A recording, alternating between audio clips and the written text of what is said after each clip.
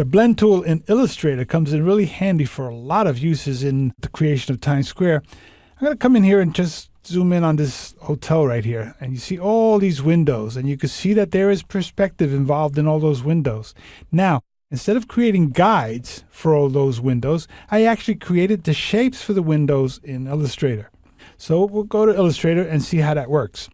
Getting close, we see that the windows are right there, the basic shapes for my windows. So the way they were created is just like this. So I have my top perspective. There's my top line right there. And I have my bottom line down here. So these are our guides.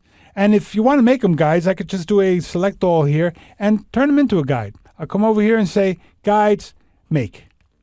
So those are now guides. So they won't be printed. They won't be affected in any way. So now I'm going to come up here real close and I'm going to create a window.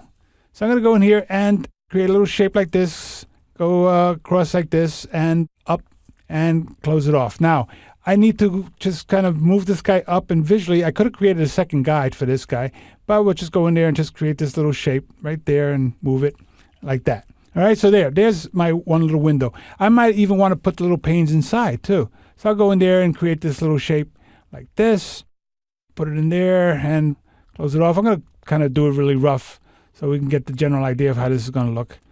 All right, so there's these little windows. I'll duplicate them down.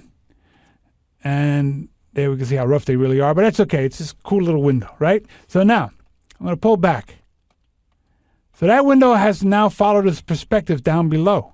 So what I'm going to do is I'm going to select all of those guys. I'm going to turn them into a little group there. I'm going to say group them. And then I'm going to copy it down here, straight down to this level down here. And then down here, I have to modify it to follow this perspective, right?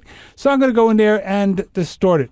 We'll do a little shear right from this angle here. I just kind of move it down so that it follows that perspective down below. So now, there's the two different windows. They're following this different angle. So what I'm going to do is I'm going to do a select all, and I'll go in there and say object, blend, make.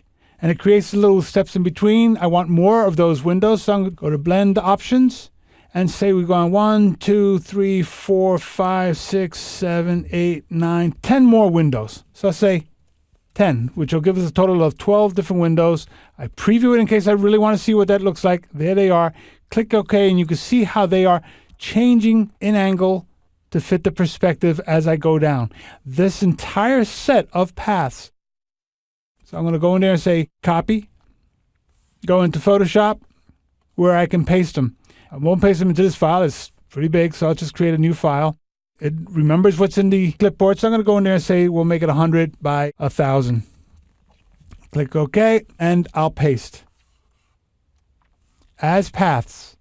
And there's my little windows. So I can go in here, and then I can select these individual shapes.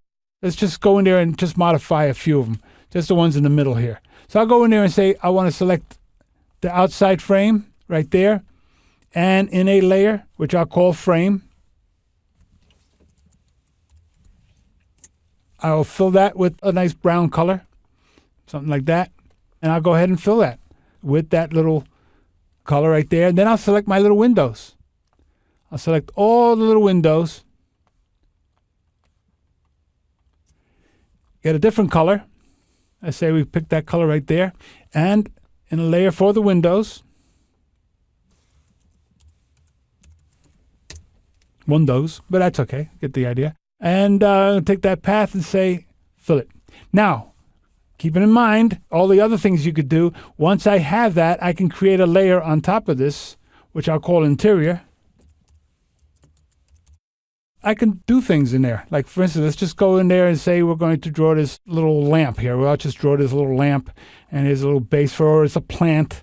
We'll make it a little smaller. We'll turn it into a little tree here. There's a little tree. Okay, and that tree is inside the window. So what I'll do is I'll clip it with the layer of the windows. And you see that now the interior is in there. So I could draw other things to the interior. So let's just say down here we're going to have a yellow curtain or something. So let's just draw some curtains down there.